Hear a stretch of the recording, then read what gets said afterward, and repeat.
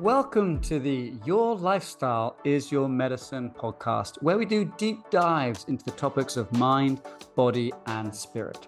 Through these conversations, you'll hear practical advice and effective strategies to improve your health and ultimately add health span to your lifespan.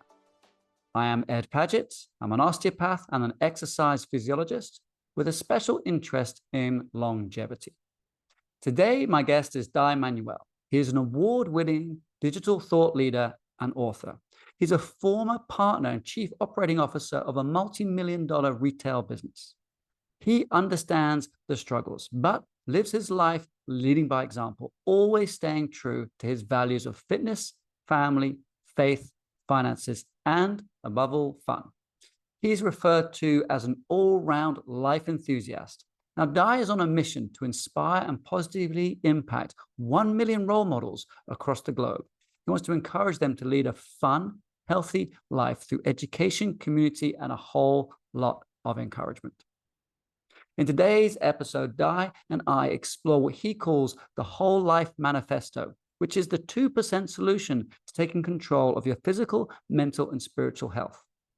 We unpack Dai's physical journey from morbidly obese teenager to fitness guru, his mental journey and his struggles with alcohol, which led him to become teetotal, and his recent forays into spiritual health. So without further ado, let's get to it. Dai, welcome to the show. Thank you, Ed. It's a pleasure to be here. And I appreciated our jamming before we hit record, man. It's like, I didn't realize how much parallel there is between our two lives. You know, Exactly. it's awesome. It is awesome. A lot of synergy there for sure. Yeah. But I'm excited for you to explain to me and my listeners, what is the whole life fitness manifesto? You mean besides being a mouthful? Well, listen, like any of us, right? Our lives are rarely lived in a straight line. And mine's been anything but a straight line. Let me just say that. And there's been a lot of times where I felt like I was getting progress, but it was actually a whole lot of regress and resetting in order to get myself in a place where I could relaunch, if that makes sense. And what I realized early on was I don't know a lot, you know, and I didn't have a lot of self-awareness and self-knowledge, you know, as to what works for me specifically. Because I think a lot of us are looking for solutions, right? We have challenges in life, and whether it's be health challenges, financial challenges, emotional challenges, psychological, I mean, the list goes on. And yet we're always looking for that magic bullet. You know, we're looking for some sort of prescription to make it all go away or get better, right? Yeah. And I realized the more I was looking for the magic bullet, the more frustrated I would often get, you know, just from like, this doesn't feel right for me. And so I realized this whole idea of prescribing a solution, well, it doesn't always work. And especially people, you know, don't always want to take the medicine, if you know what I mean. And, you know, just sort of playing on your words, right? Your lifestyle is your medicine. I'm a big believer of that too. And I think it's such a great statement. But it takes us a little bit of time to get to the place where we really believe it. And I found that people just struggle with how to get started with change. Yes, exactly. Change is scary. It is, right? I mean, if it was easy, we'd all be doing it all the time, but it's like, no, I'm, as you can tell behind me, I'm a comic book guy. I love old movies, nostalgia. I'm an 80s kid.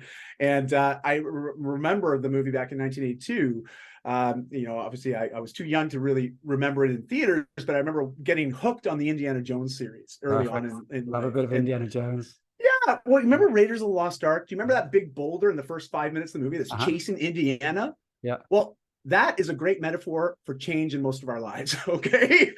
Like, that boulder is how we often experience change. It's something that is coming at us, whether we like it or not, and we got to run like hell to get away from it, you know? And I want to sort of switch that paradigm and really help people recognize that, you know, the Buddha was right 2,600 years ago saying, hey, the only thing we know for certain is nothing stays the same. Everything's in a constant state of impermanence. It's always in change. And yet here we are, very resistant to change. And yet it's this truth. And so I often want to challenge people with that relationship with change. And so the long and short of it, just to sort of address this question that you asked to start with, what is the Whole Life Fitness Manifesto? It's a very simple solution to this big problem of what to do and how to get started. And this idea of 2% is the idea that every 24 hours, if you factor in 2% of that 24 hours, it's only 30 minutes. Right. And I invite people to commit 30 minutes a day for 28 days, where they prioritize their body, so that physicality that they have, through movement with purpose for 15 minutes. I also ask them to work on that mental space, that mindset. And there's two ways that they do that. One is through this idea of mindful meditation. And I only ask them to do 5 minutes, but after the 15 minutes of movement, because, when we're cooling down after a nice workout, I find it's easy to sort of stay that mind as well as trying to quiet the breath, so I find it's a little bit easier for people to adopt it. And then after you've done that 20 minutes, there's only 10 minutes left. And I invite people to fill their mind with something positive.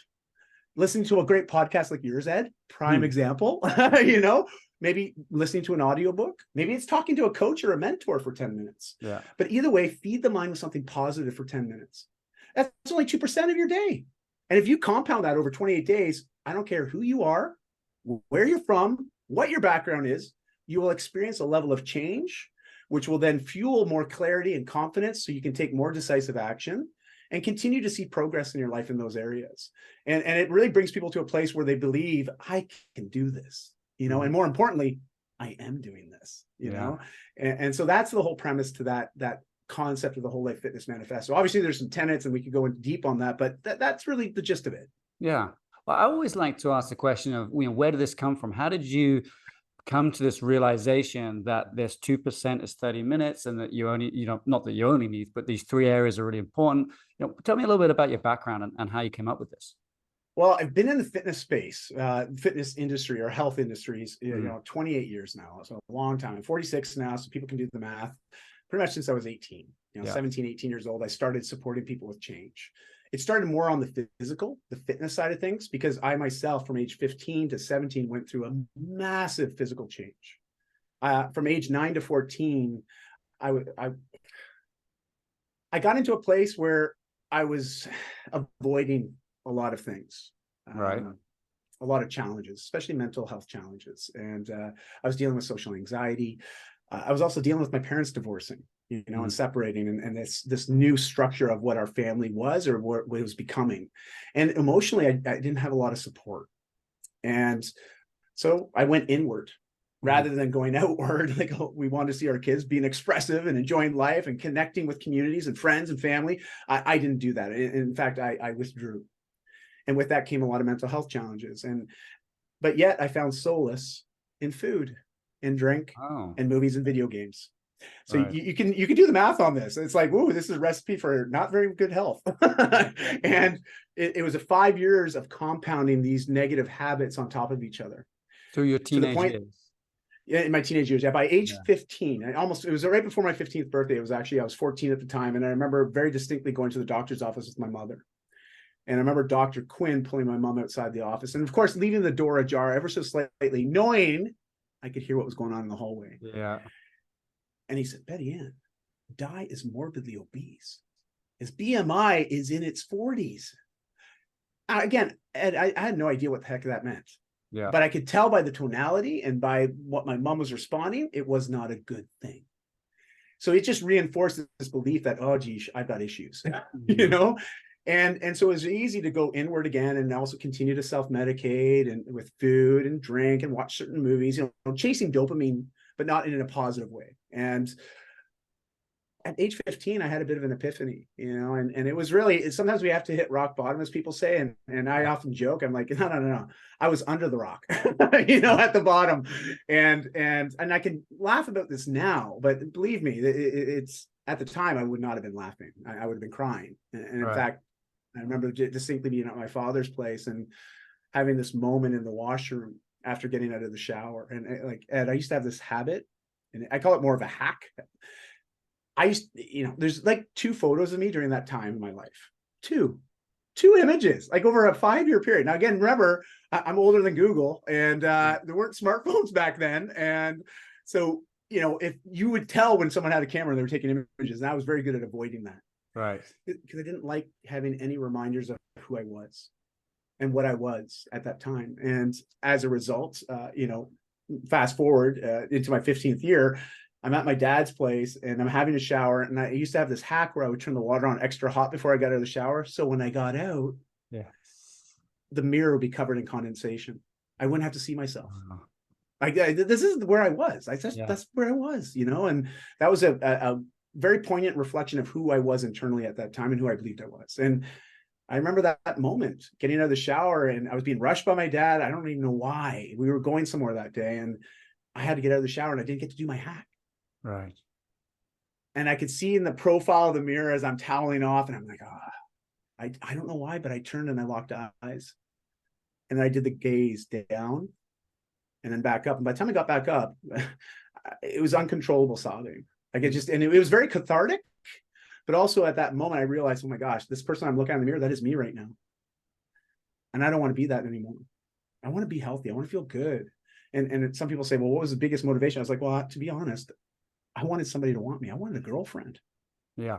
Because my friends were having conversations, like, yeah, I was, like hormones are sort of, my hormones were definitely suppressed quite a bit based on my lifestyle choice at the time. So I was a late bloomer. But as soon as I made this mental shift, like I want to get healthy. I don't know how, but I know why I want to get healthy. I mean, there was this external motivation of, hey, I want a girlfriend. And, believe me, I've unpacked this with therapists and a psychologist, not until my 30s, though. I mean, I carried this around with me until then, but finally dealt with it about, I'd say 15 years ago.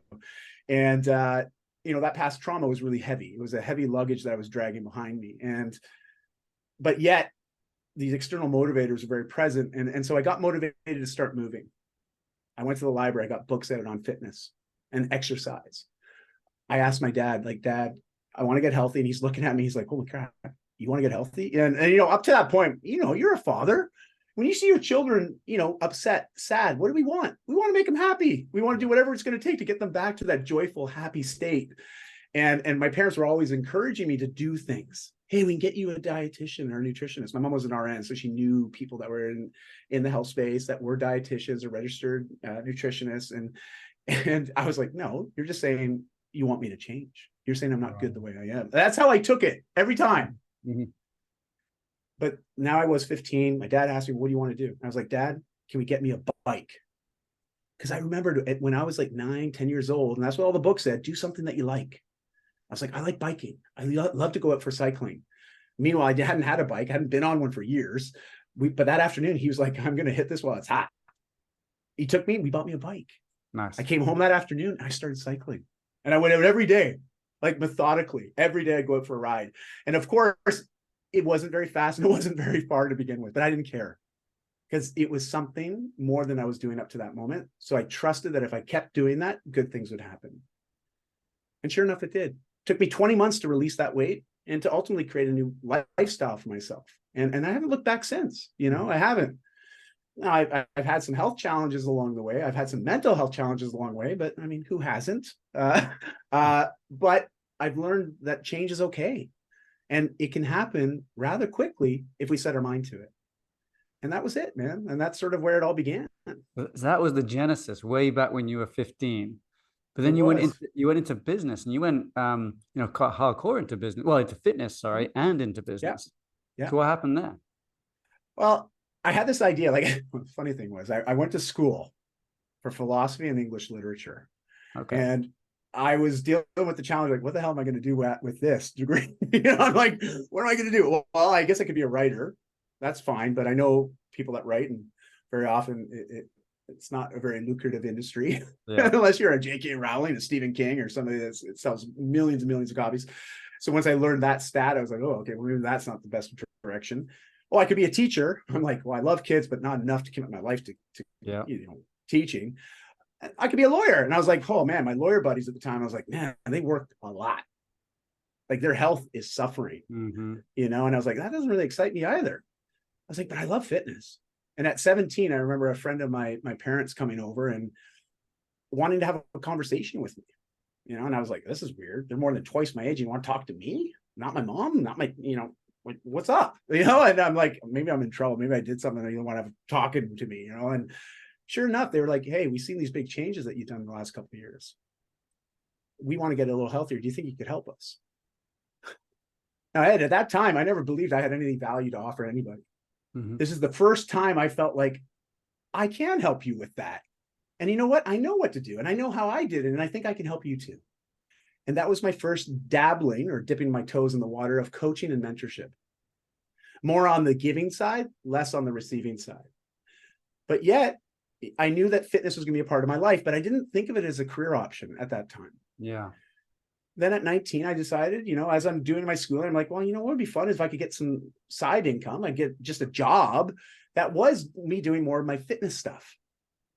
I tried to be a personal trainer. And I realized very quickly I couldn't empathize with older clients because I went through this mental place where I'm like, hey, no pain, no gain. I mean, I bought into all the cliches. Okay. I was young, dumb, and the rest of that. And and so I was a really bad trainer, man. I could not train certain mindsets because I myself could not relate to the mindset or belief systems. And so I wasn't making a lot of money as a personal trainer. Let me just say that. And then I got into equipment sales. And I went in to buy a heavy bag because I was teaching martial arts at the time. So that's one of my side incomes. Also, I was working at a rock climbing gym as a belayer during birthday parties. So, you get these big kids coming in. I'd be putting on the harnesses and taking them up the wall. it was, that also solidified, I don't want to be a teacher. I could not be around this energy all day long. Oh my gosh, shoot me now. But I have so much respect for teachers, by the way, because of that. So there I was, and sort of in this space where I was invited to join this company that sold fitness equipment, and they were a national brand in Canada, stores all across Canada, and yet I was going to work here out of their Vancouver location, and I was just part-time. But I was like talking to the manager. I came to buy a heavy bag. They were so impressed with just my excitement for passion and excitement and passion for fitness that they were like, hey, have you ever thought about maybe doing this? And I was like, no, tell me more. And it was my first time being in a performance-based pay structure where I had to ask them a few times. I was like, so you're telling me the more people I help get healthy and fit, the more money I make? And they're like, yeah. I'm like, wait a minute, tell me that one more time. And I never worked in a commission type of environment before. And all of a sudden I was like, wow, so I can work part-time. And I did. Started as part-timer, but I was making full-time income very quickly. And I was like, whoa. And within my first year, I was making as much as a junior, say a junior level teacher. And I was making as much as like someone that was articling, for a law firm, an established law firm. Like, I was like, wow, that's my first year. And I'm doing stuff I love every day. What could this look like if I just want to apply myself and really develop this skill, this salesmanship, this way of serving people, communities? And so I went all in. In fact, I didn't even finish my degree. I was 6 credits short. Because I started doing so well signing the fitness school. I was like, well, why bother? I'm not going to do anything with that stuff. I love philosophy. I love English lit, but I don't need to go to school to get a degree about it. I can just keep doing that on the side as a passion. And I have. And so within a few years, I had an opportunity to go off as a joint venture partner for my own startup. And that's what I did. Fortunately for me, the guy that was a joint venture partner for the old company saw the talent in me, saw that there was clay there that he could mold. And he was 20 years my senior. So he also knew that he didn't have the energy to really go at it again to build a new company. But he was like, here's a workhorse. I got a guy that I can help me build up a new company. So he gave me a deal, the golden handcuffs, as they say, right? I got an equity position without having to put any equity in. Nice. Well, with the exception of a whole lot of sweat equity. Sweat equity, there it is. Yeah. And then next thing you know, I was in that industry for 17 years. We scaled to 8 figures a year and had a lot of fun doing it. Made a lot of great friends, had some amazing experiences. But that little morbidly obese version of me, that little inner child, it was still dealing with a lot of trauma. And as a result, I would often deal with that trauma, or at least mask it, with alcohol. And in my early 30s, it just became very unruly and was actually wrecking my life. And both professionally and personally, more personally than professionally. I had a certain persona when I would drink, and people loved hanging out with Fun Guy Dai. And I believe that they preferred Fun Guy Dai over who I was when I wasn't drinking. Right. And that's where the biggest issue was. So that's why it was. And, my TEDx talk a couple of years ago talks about this transition I went through when I moved away from alcohol to make more room for the life I wanted to live. Well, in that TEDx talk, you talk about how your wife asked you a question. And I think this is a very important question for a lot of husbands. And correct me if I get it wrong, but it was like, I think your wife said, are you the type of man that you want your daughters to marry? Exactly. Oh, just hearing you say that, it's like, it brings me back, and I'm like, oh man, it was a tough question to have asked of me at that moment. Exactly. But it was the best question she could have asked. Yeah. Because, how do we all learn? I mean, if you think about it, Ed, like, you think about what you do for your communities, what you do through this podcast, your platform, you're modeling good habits, good lifestyle, a healthy lifestyle, thriving lifestyle, but you're also mentoring. And that's how we all learn. If you really think about how we learn, how we develop ourselves, it's through modeling and mentorship. And I started to realize, I'm like, who am I modeling and mentoring my kids of what a great man is? Yeah. Because I was the furthest thing from that. Mm-hmm. And yet I was saying, this is what that is. This is what an entrepreneur is. This is what a dad is. This is what a husband is. This is what a brother is, an entrepreneur. Like, that's what I was reflecting and modeling to them. Mm-hmm. Fortunately for me, they were 4 and 6 at the time. They were young enough that none of that really took hold. They don't really have any recollection of how I was up to that point. They've only known me since I made the change. But basically, it was just me saying no to alcohol for 1 year to create space to do the inner work. Mm-hmm. After that year, I was like, man, so much has changed in 1 year. I feel so good. I feel so on purpose. I've never had a clear vision for what I want to do with my life and who I want to be. Why stop now? What happens if I keep going? Mm. And a lifestyle emerged from that. I'm very careful with certain labels like addiction or alcoholic. Like, I'm not someone that throws those terms around lightly. And I recognize there's lots of challenges. People do have certain substance abuse challenges. But for me, I always was aware of my choice. Yeah. I never felt out of control. I was, listen, my wife was calling me and I'm at the bar with my buddies. Oh, let me just mute that. Oh, I'm not going to answer that. Oh, phone goes off. Oops, I guess battery died. I was aware of what I was doing. Mm. But I was choosing to value alcohol and this sort of persona that I had built around alcohol over that which really mattered to me, which was my family. Yeah, and that's so key. I don't know if you follow Sean Whalen online. No. I think that's how you pronounce his name. Sean Whalen. He's got this mentorship called Lions Not Sheep. I love that name. That's cool. Pretty hardcore. But one of the things he said the other day, he was like, okay, so you're an entrepreneur, you're a male entrepreneur, you're at work, and the phone goes. It's your kids. Now you're surrounded by your work buddies. You're probably going to just slide that onto silent and just carry on having the conversation at work. Or if your wife calls, you're at work, you're going to be like, oh, not now, honey. I'll get that later. And he was like, well, think about it. What's the most important thing in the world? Is it that conversation with your work colleagues, or is it your family? If it is truly your family, you truly believe that, you are going to tell your work colleagues to, hang on, guys, I'll be back in a minute. I got to take this. It's my family calling. But almost everybody has it the other way around. You're right. And you just reminded me with that, you're in the bar and your wife's calling you and you're like, oh yeah, just I'll just another beer. Hang on a sec. I can see that happening, and we all do it, or we all do it. I mean, a lot of people do it, and it's putting the priorities in the wrong order. Correct. Absolutely. Well said. Well said. And there was a very listen, that my beliefs were very crystallized at that moment. Like I recognized very quickly some of these, as people will refer to them now, in psychology, they talk about self-limiting beliefs, and I was kind of aware of that, but not really. I truly didn't. I was so focused on professional development and chasing titles and really serving my ego. Yeah. That's where I was living. I was living to be, he's the dude, man. Like, wow. Like, I wanted the accolades. I wanted to be recognized. I wanted to be seen. I wanted to be heard. And a lot of that stemmed from who I was as morbidly obese teen. I know that now. I didn't at the time. Okay. I had no idea what was going on because I didn't really care to ever learn or to acknowledge that until I realized, my goodness, something's got to change here. And I know it's me. I got to change, but I have no idea how to change. And it was like a very intimidating idea. Right. And so I went away from professional development. I was like, you know what?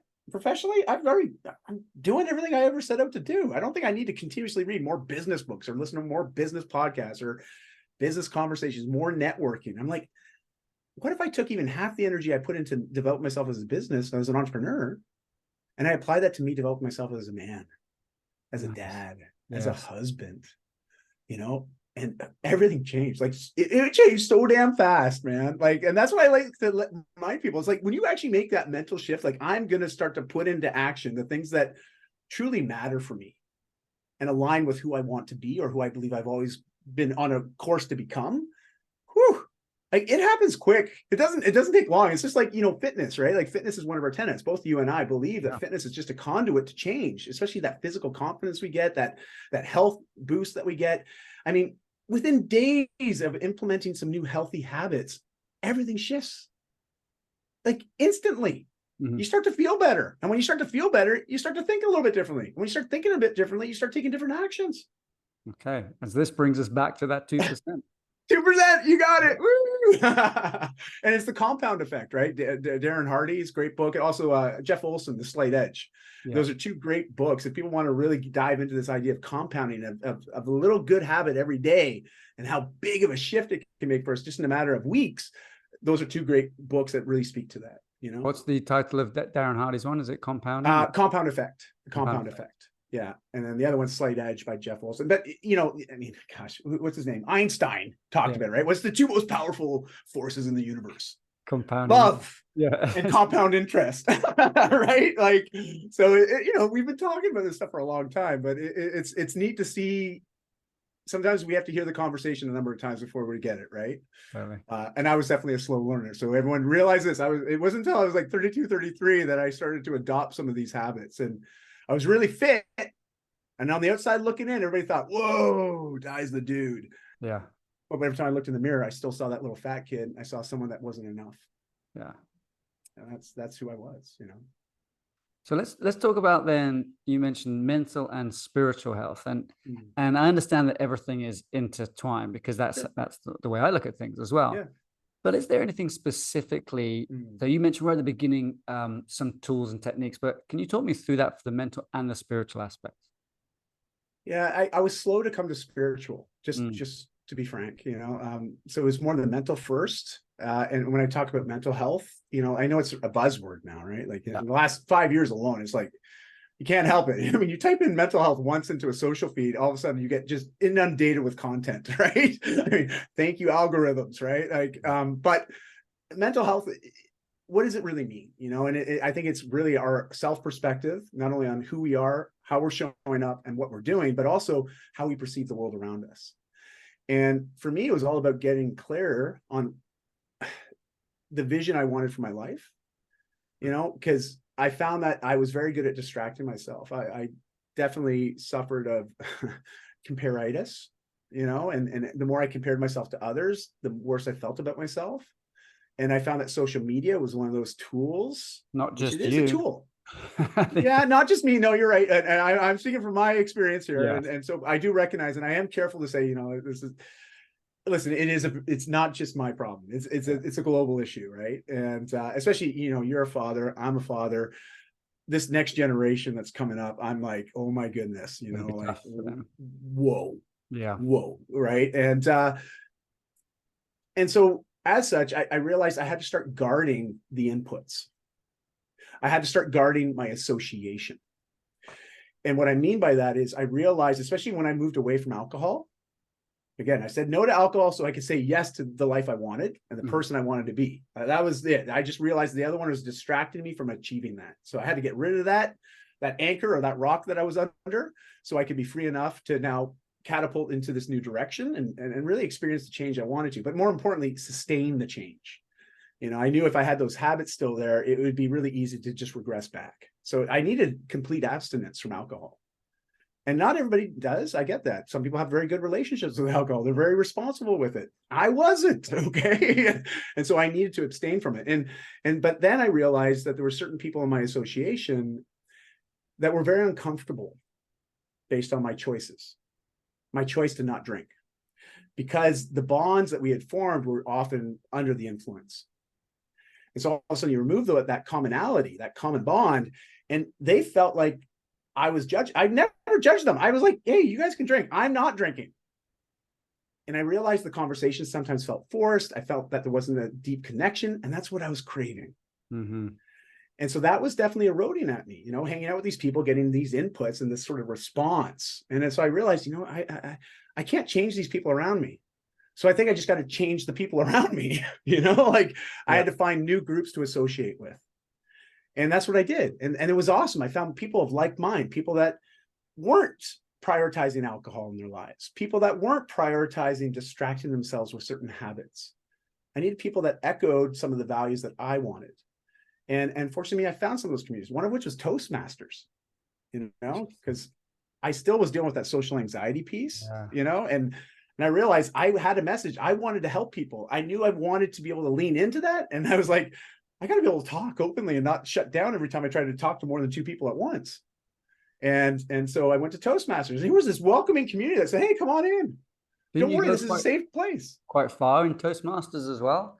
I finished my distinguished Toastmasters. I completed that, and I've almost completed their new curriculum. So they have a new curriculum that they launched a few years ago. While I was living in Bali, actually, I was even the president of a few of the clubs there, and I even started a new one in Bali. Wow! And because what you realize is that all these people that are coming from different countries, like where you are in Nicaragua, you see this all the time, right? There's people coming and going, but people like that personal/professional development of learning how to be a more effective communicator and leader. And Toastmasters, quite frankly, has the best curriculum that's accessible to everybody, because it's a nonprofit organization. So they're not looking to make money. They're looking to just satisfy a service. It's all driven by volunteers. So I loved all those values. And I went to my first meeting because I had somebody that was mentoring me. And I was like, I want to be a speaker like you. How do I do that? He goes, Toastmasters. And I'm like, what is that? Like, is he going to teach me how to use a toaster? What the hell's up with that? And he's like, no. Toast is, and you're giving a toast at a wedding. And I'm like, oh, okay, I get it. Toastmaster.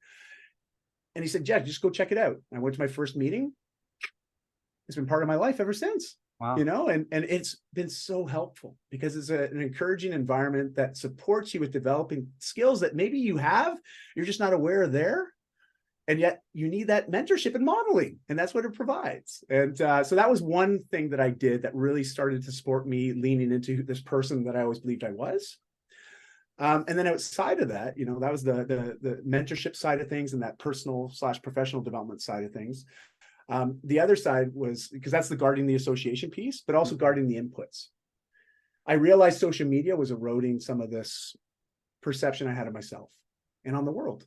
And it was affecting my mental health, making me feel very bad about myself, like I was inadequate. I was always like, "Whoa, why can't I be like that?" And I just found myself comparing to everything. And so I was like, you know what? I'm not going to be a consumer of social media anymore. I'll be a producer of social, and I want to create content that inspires, motivates, and educates in a fun way. So I got really clear. What is my intention with social media?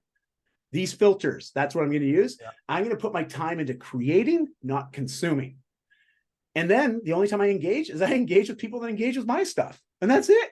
Exactly. It's exactly the way I do social media as well. Yeah. It's a huge game changer.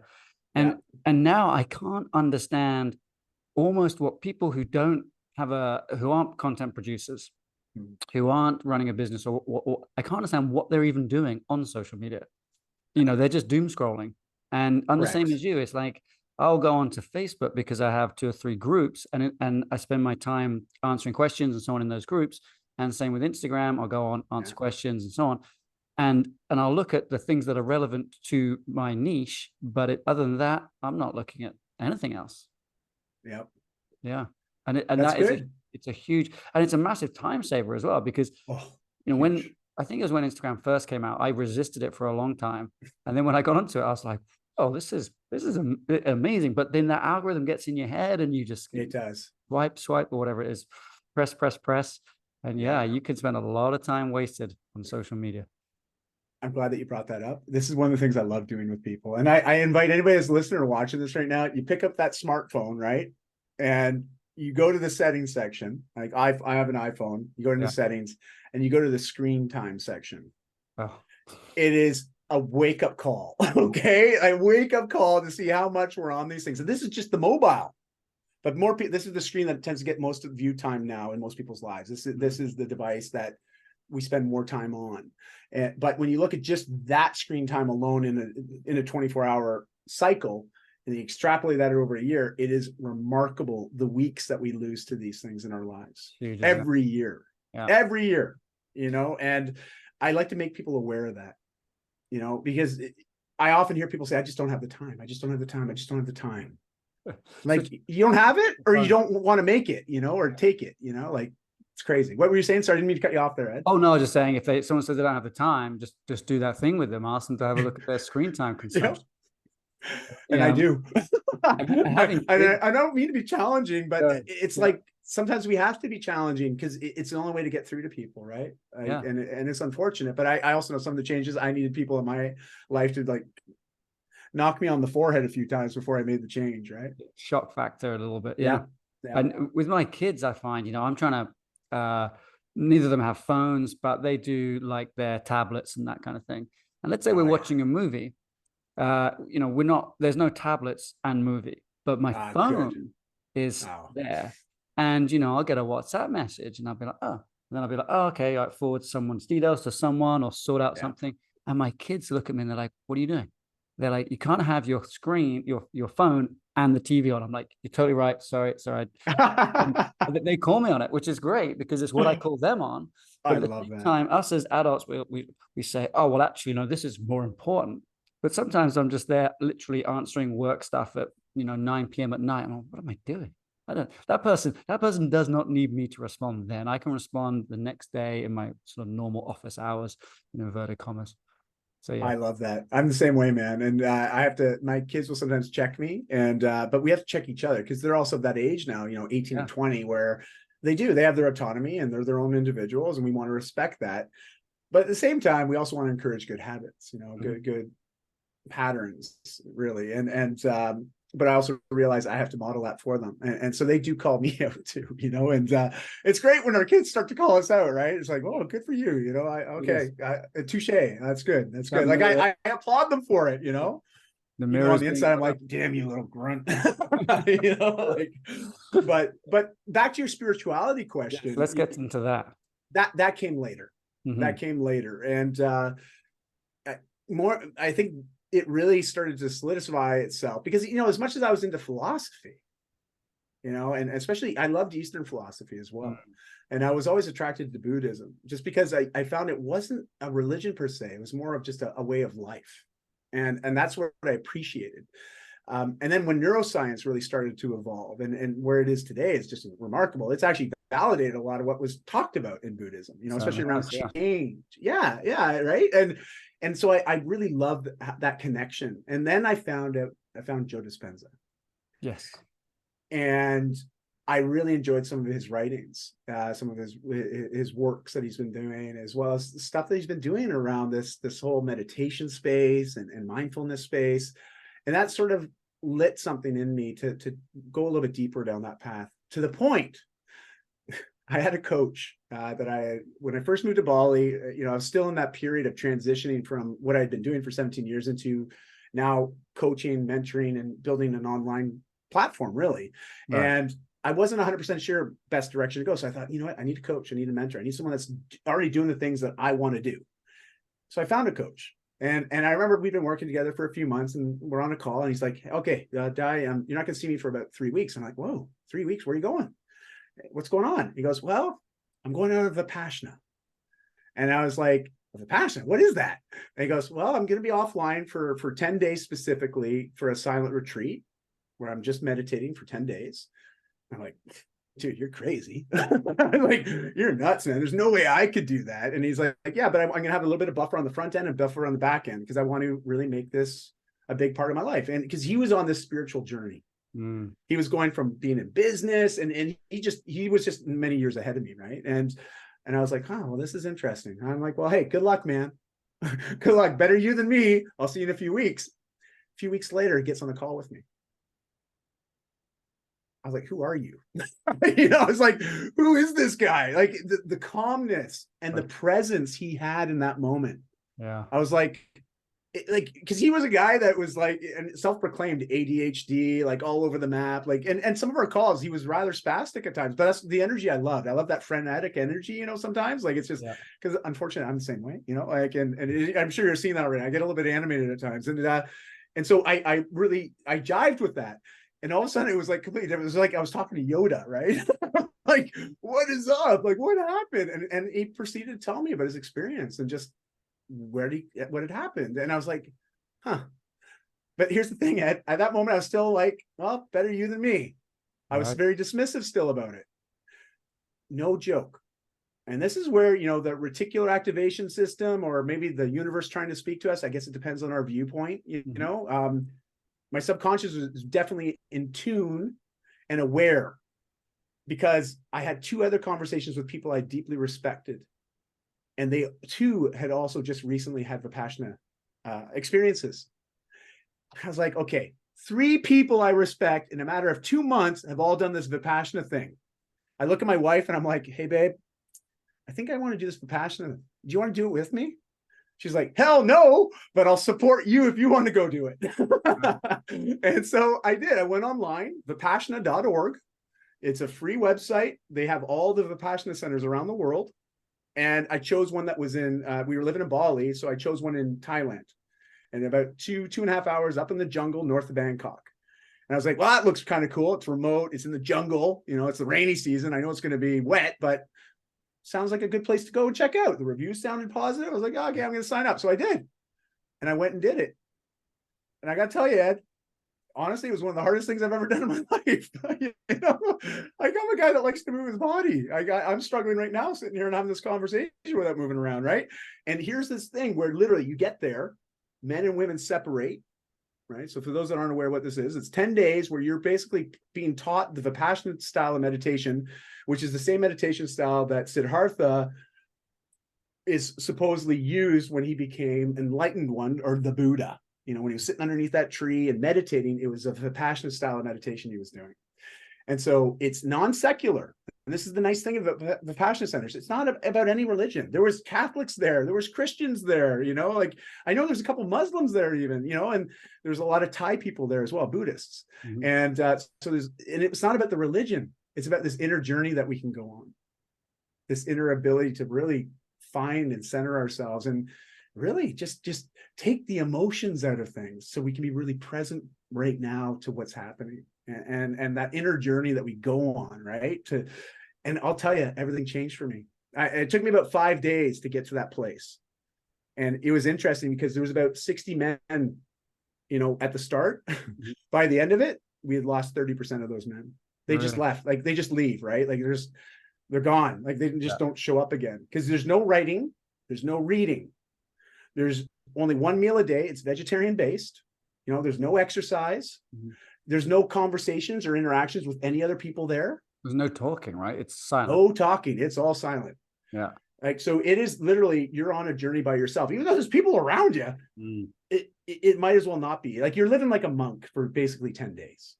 And from that crack of dawn, like 5 a.m. till about 9 p.m. Like it is intense. All right. But man, after about 5 days in, it was just like, whew, this veil just came off. And all the things that I'd been harboring and all the suffering that I had constantly locked onto and relived in my own mind, it was just like, whew, just gone. Wow. Like, it was wild, right? And I really got into it. Now, do I still practice Vipassana style meditation? I don't, but do I practice meditation? Yes. Mm-hmm. Mindfulness meditation. I'm also a big fan of walking meditation. I love hiking in the woods. In fact, I'm going away for 8 days on a big hike. I just got back 4 weeks ago from another 3-day hike. Like I love just getting out into the woods and getting off grid.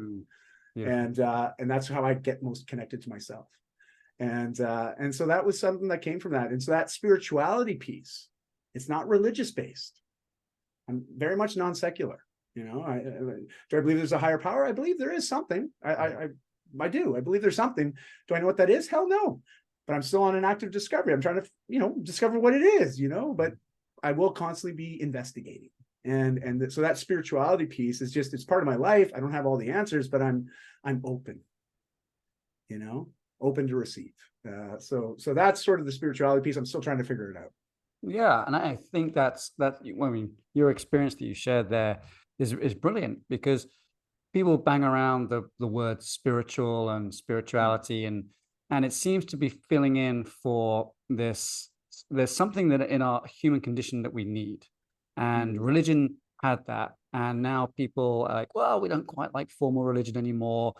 And yet, unless they're sort of devout atheists, there's something that's, like you said, there's something they're searching for, and whether that's comes through meditation, through nature, through some of, even connecting with some of the more traditional religions of the past, whatever it is, it provides there's a certain food for the soul, and we can call that spirituality. Boy, I like that. I like that. That idea of food for the soul. And seeing spirituality as that piece, right? That we can dine on. It's a basic, I like that. we have the fitness, we have the nutrition dialed in, but if we have fitness and nutrition dialed in, and maybe even our sort of mission in life is all good, then we might still find there's this one thing that's gnawing at us that's not quite satisfied yet, and that I think is the spiritual aspect of it. And I liked how you phrased it with the human condition piece, because as everyone may or may not be aware, that human condition, that idea of we're born, eventually we leave this place, as Shakespeare said, we'll leave this mortal coil eventually one day, right? But what do we do in between those two bookends, right? Yeah. And there is very much a shared experience. If we are comfortable enough to be vulnerable enough to open up to others, and we start to have conversations about this, start to explore other belief systems, you start to realize, holy smokes, I'm not alone. In fact, I'm far from alone. We're all connected and we're all together on this thing. And I mean, we can get into the whole quantum physics side of things and talk about that and, entanglement and all this other kind of cool stuff. And so it's neat how science seems to be catching up with all that. Do you know what I mean? Like and that's why I think I keep bringing up this whole Buddhism thing, but this whole idea of impermanence. And it's like, well, science figured this out about 50 years ago. He's like, holy crap, Buddha was right. It's like basically everything, this solid desk, it's actually mostly air. It's all empty space. It's like, wow, it just took us 2,600 years to catch up to something that Buddha said a long time ago, right? Like, so it's neat how everything seems to be converging together now, and we're getting a more complete picture. Exactly. And the commonalities, what was once thought of strange and foreign, it's actually, it's not actually that foreign. It's actually, that's kind of what we think, but just a different language behind it. And I love it when science it's showing us that all these different things that we thought were separate were actually aren't separate. They're together. Well said. Brilliant. Well said. Yeah. Oh, this has been great, man. I'm loving this conversation, Ed. Thank you. Yeah, it's good. So we've done the physical, transformation there. We've done the mental and we've done the spiritual. So so how do you put that together for someone? I mean, I'm guessing you're coaching these people somehow. Yeah, again, I wrote the book Whole Life Fitness Manifesto as a way to make it more accessible. Right. Because it's again, I'm all about getting people the information to help them start developing the knowledge, but you have to apply knowledge for it to become self-wisdom. I think there comes a point you just got to stop learning. You gotta just put a pause on that. I remember I had a friend that took 8 years to get a university degree. I'm like, what the hell's taking you so long? I'm like, and it turned out he just was afraid to get into the real world. He's like, no, I want to stay at school, man. I like this. And there's a movie called Van Wilder, which is an early Ryan. Another movie? Yes. I often think of Van Wilder when I think about my friend, right? I'm like, dude, this is you. And but it's funny, right? Like we all have certain crutches or certain things that make us feel safe, and we can avoid things that challenge us or will cause change. And what I realized was that I needed to make things accessible, but I also need to make something very simple, because change is hard enough as it is. We all know that. Like if change was easy, we'd all be signing up for it all the time. We have these career paths that many people find themselves on, and they're very dissatisfied. They're very unhappy. And yet, well, it pays the bills and I've got a retirement plan that I'm working towards. I know it's 30 years off, but I'm going to work for that retirement, because when I'm 65, that's when I can, you know what I mean? Like, it's just, there's these certain things that we do and we compromise on our happiness. And I'm like, don't compromise on it, but for us to have a certain level of physical confidence, which comes through fitness, but also those other important health markers like hormonal health and mental health, like spiritual and psychological health. I mean, if we're not just doing anything to see change in those areas, well, we can't just wait around and expect it just to happen. That we have to be proactive in the change. And so I realized that to make it accessible, wrote the book. It's a 28-day program. It's shared in the book. I even give it away for free on my website. My publisher hates that, but I don't care. It's my product, my book. I can do whatever I want. Hopefully my publisher doesn't listen to this podcast. But we can just sort of, don't worry about that, Maggie. Sorry. It's literally 28 days. And this is, I want to just tell people it is just simply a stepping stone to get started. Because I often have people say, well, just 30 minutes a day, that's all I got to do. I'm like, man, it's the least you should be doing. Yeah. Like, it's the least that you're worth, because you're worth so much more. And I know if you talk to your family and say, hey, am I worth 30 minutes a day? They're gonna be like, man, you're worth 24 hours a day. And I agree, you are. But sometimes that self-belief isn't there. So the program is really designed to build some confidence and clarity on how to apply the knowledge to create the self-wisdom once you experience the results. And so it's 15 minutes of movement with purpose, 5 minutes mindful meditation, 10 minutes of personal development. You make that a non-negotiable 2% of every 24 hours. No ifs, ands, or buts. You committed to doing that. And the workouts, they're just body weight based. If you got room to put a towel on the floor, you got enough room to do any of the workouts. Super simple. And it's all scalable movements and functional movements, okay? And functional movements, what I mean by that? Well, listen, do you ever go grocery shopping? Yeah, you got to carry the groceries in from the car and put them away on the shelf. That's functional fitness there. We got a farmer carry. We're holding those bales or those bags of groceries. We're taking the bags from the floor. That's a deadlift and put it on the counter. Taking it from the counter, put it in the covers. Now it's a shoulder press and a bicep curl. Like it's the kind of fitness you need to live a great life. Right. And so I reinforce those movement patterns because it builds that physical confidence. So when they are invited by a friend, hey, do you want to go for a 2-hour hike? Ooh. At the beginning of the program, they might be, oh, no way. I have the confidence I could do that. Well, trust me, by the end of 28 days, you're like, yeah, I can do that. And I'm in, let's do it. And that's the best part about what I've witnessed now with the thousands of people that have done it. It's built this inner confidence for them to live a life where they can say yes to some of the physical opportunities that come their way. But that's also tying into the mental and to the spiritual. Even though I don't lead in with that stuff because, not everyone's ready to talk about that stuff yet. No, physical is the win for you, for sure. Correct. Probably similar for you too, right? Like it is. Yeah, that's great. Sometimes you got to give people what they want in order to actually give them what they need, Yeah. So it's, and that's fine. It's great. And so when someone buys your book, reads your book, I don't know. I haven't researched this about you, but is there like coaching they can do with you one-on-one, or is there? Yeah, I guess I didn't talk about that. It's funny when I come on podcasts, I'm not worried about talking about all that stuff. I'm more like, I just want to give value. I want to help people. But yes, I do offer a small group and one-on-one.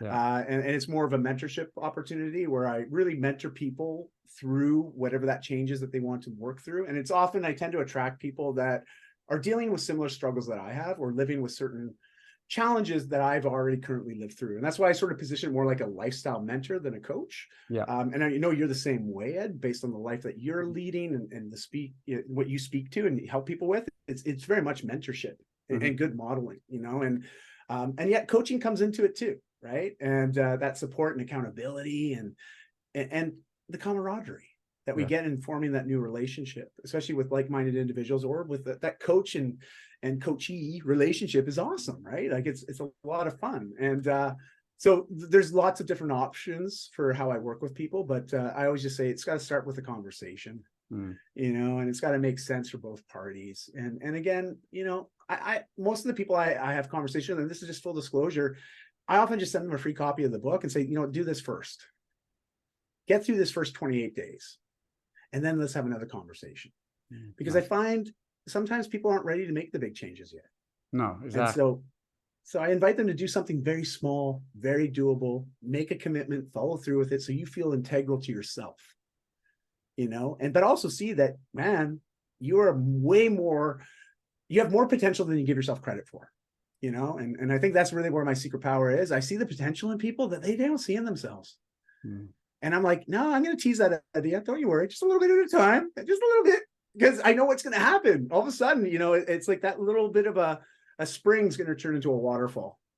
And watch out. Because that's where everything unlocks and becomes doable and possible. And I often joke, this whole Nike slogan, just do it. Just do it.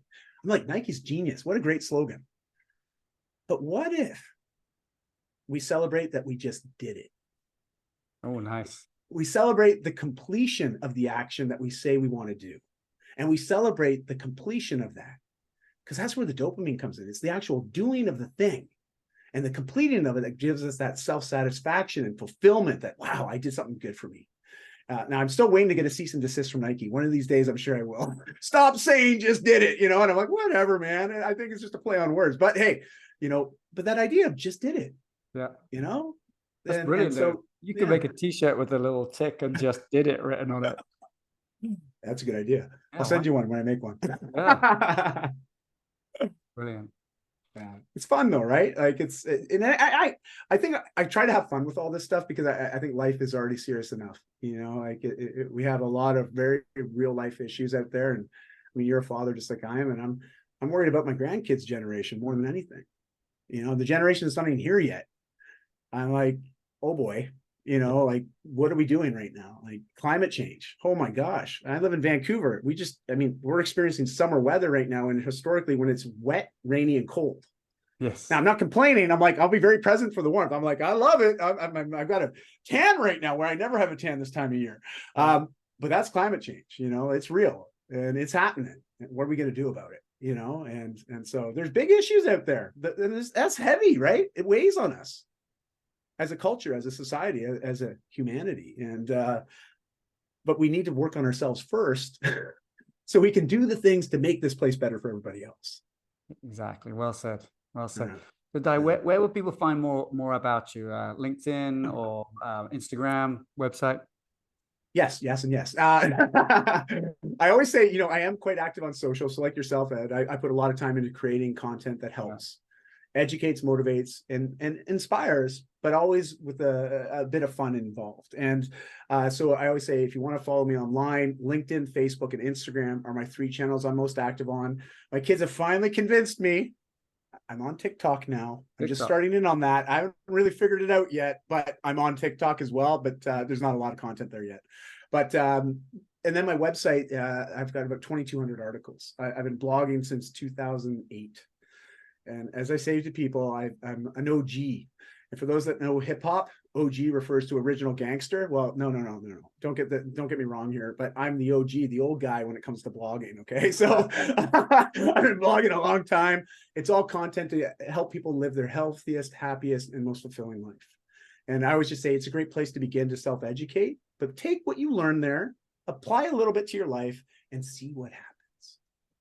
Just see what happens. It's amazing. Like as soon as you start doing, the belief goes through the roof, and it's like, man, why did I wait so long? And that's what I hear all the time.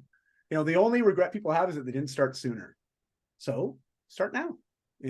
And I just got to acknowledge you, Ed. It's amazing what you're doing. I love the fact of how you live your life. A lot of respect for you, because I also know it's very different. It's a massive paradigm shift, right? Especially for a lot of people out there. But I believe that you're showing the way that it can be for so many.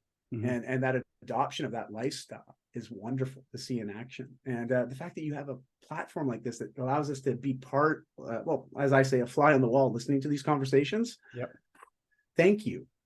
Really, thank you. Like it's awesome. And I'm just honored to have had this conversation with you. It's been such fun, Dai. Thank you very much for coming on the show. I really appreciate it. Anytime.